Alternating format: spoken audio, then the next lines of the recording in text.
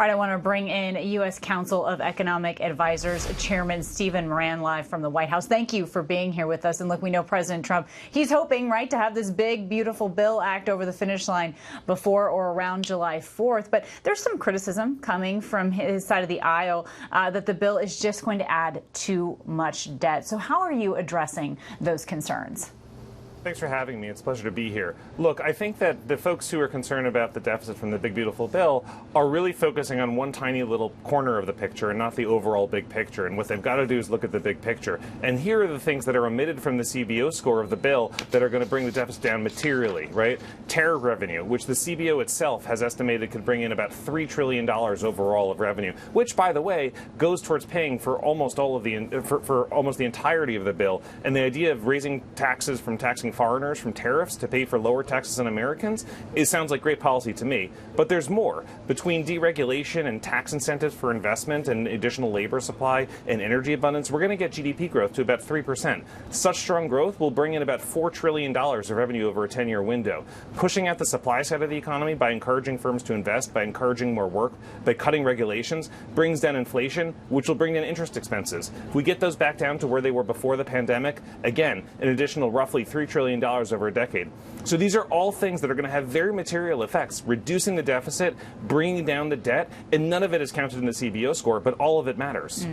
Well, and it seems that the CBO score is what's getting a lot of attention here. There's this new Washington Post Ipsos polling, and it's out today, and it shows that only 23% of Americans support the act. 42% oppose it. Even amongst Republicans, support is actually below 50%, but I think the number that might be the most really interesting is that the poll shows a large number of Americans that just really don't have an opinion at all.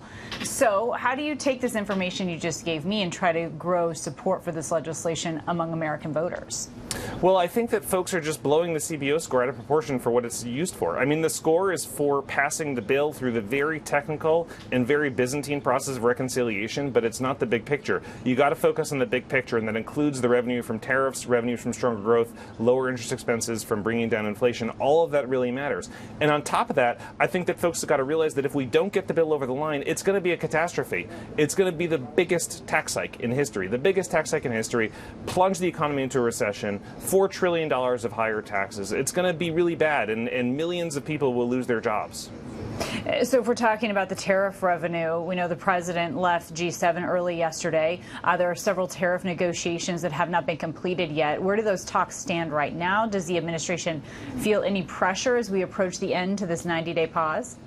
Oh, yeah. So the tariff negotiations are going pretty well. The way that these things are structured is that each country is proceeding through a series of phases in the negotiations. And I expect that we'll have a flurry of deals as we get close to the deadline because the way these things are structured. So I'm really optimistic that over the next few weeks, we're going to see a number of deals start to be announced and signed and agreed to. And that's going to go a long way towards opening foreign markets to U.S. products, towards improving the trade deficit, towards reducing uncertainty. And I'm optimistic that we're going to have pretty good outcomes here.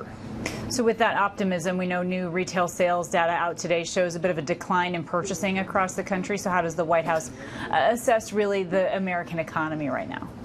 Yeah, so a lot of that decline was a result of auto purchases, which are very lumpy. And I think what you saw was people buying autos in bigger size a couple months ago before the tariffs. And now that they did that, it means that a couple months later it's a little bit weaker. I don't think that's anything more than month-to-month volatility. And if you look at what they call the retail sales control group, which strips out those more volatile components like autos and gas and some other categories, it grew at 0.4% last month, which was above expectations. So fundamentals of the U.S. economy, fundamentals of job creation, fundamentals of consumer spending, these are all pretty healthy. All right. Hey, Stephen Miran, I really enjoyed speaking with you. Thank you very much for joining us. Stephen Miran, everybody, the chairman of the White House Council of Economic Advisors. Come back soon, okay?